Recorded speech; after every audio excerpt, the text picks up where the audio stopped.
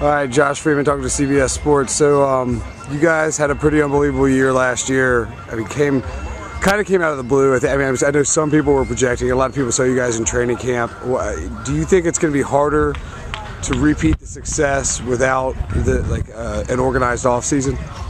I don't know. A lot of guys are, a lot of people around the country are like, oh man, they're worried about a number of different things. But I mean, as far as our guys are concerned, I mean, we've been getting a lot of work in, staying on the same page. Guys been coming in, getting mini camps, stuff like that going. And I feel pretty confident about where we are right now.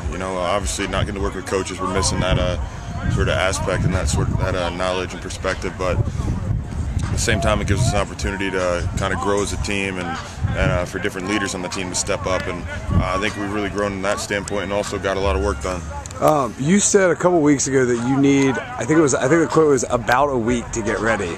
Was that serious, or was that kind of hyperbole? I think that kind of got blown out, misconstrued a little bit. But no, what I meant was once we get going, if whenever the lockout ends, we're working, so it's not gonna be like we're gonna need a month to get ready. I feel like me personally, I'm just gonna need just let me know who my opponent is. Let's get in the film room, study it up, just a normal preparation week, because we were working. Obviously, everybody's gonna be a little bit rusty because we haven't had the same amount of work that we normally do. But I mean, usually in July there aren't any mini camps anyways, so right.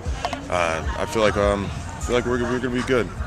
You guys have done a pretty impressive job of rebuilding really quickly, and you got Dominic seems to be really building from the inside out. Obviously, he's got you as his centerpiece, but I mean, do you see a foundation for something that's really great for the future?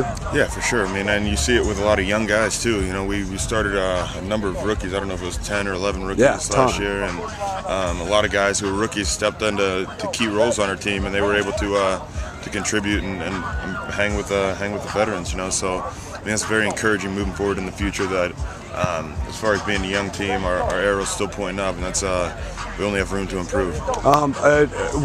You got Ronde Barber on the squad, and for whatever reason, I guess because they're brothers, Tiki is mentioned as a guy on there. Do you see him as a fit in the locker room, or do you guys tend to think you'd be better with more young guys? Yeah, man. I mean, type of guy that Ronde is, the type of guy that Tiki is. I mean, they're good dudes, and just being having Ronde around, I know helps out a lot, because it's still being a young team, and we haven't seen it all like Ronde has. Ronde's, he's won a championship before, and I mean that's where we're all wanting to go. So, I mean, having a guy that's been there before really helps. The other rumor I heard that was interesting was Nnamdi Asomugha, that you guys might go after him, especially if there's a salary floor. You guys might need to spend some cash. What are your thoughts on the team getting aggressive with a veteran free agent like that? No, I think it's huge. I think that'd be sweet, having a guy like Nnamdi, guy that's proven in the league to be an elite cornerback talent. He only complement the guys that we have, and I'm all about having a great defense. All right, last one. You seem to have a knack for the fourth quarter, and those of us who have owned you in fantasy football appreciate that. Is there anything you can attribute that to? Is it just something that is it intangible? What do you do to prepare for the fourth quarter? Obviously you have to be prepared to begin. You have to understand what teams are going to throw at you, but what it really comes down to, man, is I'm not scared to take those chances, and sometimes it backfires, like the Atlanta game, but at the same time, I love winning a lot more than I'm scared of making that mistake to lose.